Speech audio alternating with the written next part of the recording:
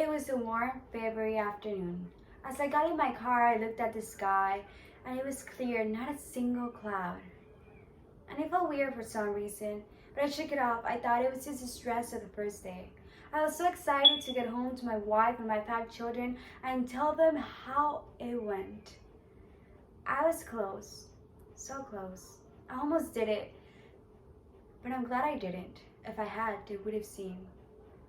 The last thing I saw was that same blue sky filled with smoke and the smell of burning flesh. Mine. This narrates the assassination of Worrell Jackson Sr., an NAACP leader in Natchez, Mississippi, in February 1967. He died a few blocks from his house when a bomb attached to his car exploded. He was assassinated by the famous KKK. Now, we've moved far away from the physical silencing of people into courtrooms. Today, I will persuade the audience to take action to make their vote count, to fight against the legalization of voter suppression. First, we'll talk about some of the issues of voting suppression, and then we'll talk about some of its causes, and finally some solutions to this issue. The problem lies in 2 main levels. Firstly, the legalization of voter suppression. Second, the social acceptance of it. The legalization of voter suppression is a primary concern for everyone. According to the Washington Post, February 3, 2022, the GOP voter suppression is bad for all voters, not just Democrats. It's a ticking time bomb that could lead to a constitutional crisis in 2024. This is an article that talks about the new legislation that Republicans are trying to pass in Texas. This wouldn't be the first law passed that silenced voters' voice. First, we had the Black Codes that silenced African Americans. Then, the Jim Crow laws that just perpetuated the Black Codes. And now, the GOP's voter suppression. Concerning issue is the social acceptance of voter suppression. The fact is that not many people know their vote is being suppressed, which leads to the social acceptance of it. According to the American Civil Liberties Union, politicians across the country continue to engage in voter suppression. Efforts that include additional obstacles to registration, cutbacks on early voting, and strict voter identification restrictions. But for many, especially minorities, this is not something new. Now that we've talked about some of the issues, let's talk about some of the causes of these issues. Talk about these causes in 3 levels. The main cause includes misinformation, the political targeting of minorities, and finally, the absent voter. The leading causes of legalization of voter suppression and the social acceptance of it include misinformation, political targeting of minorities, and the absent voter.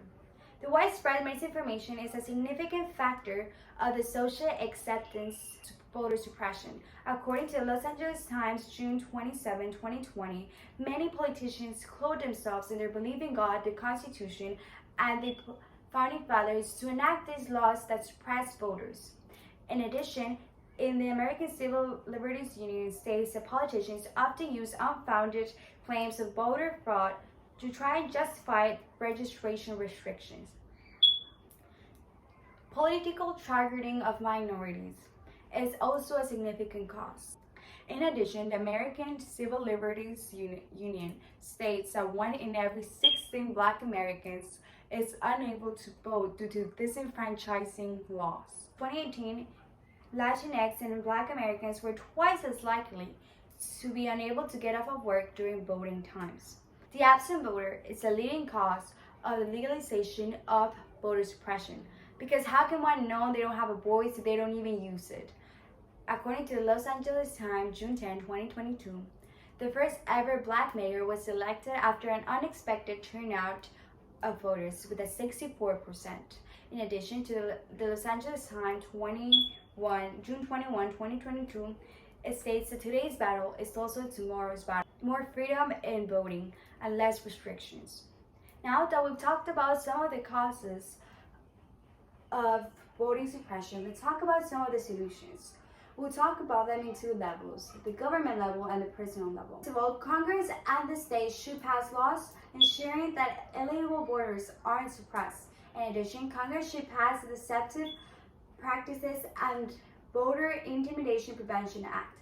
According to Congress, this is a bill that usually prohibits deceptive practices, false statements, and voter interference regarding federal elections. States should also penalize the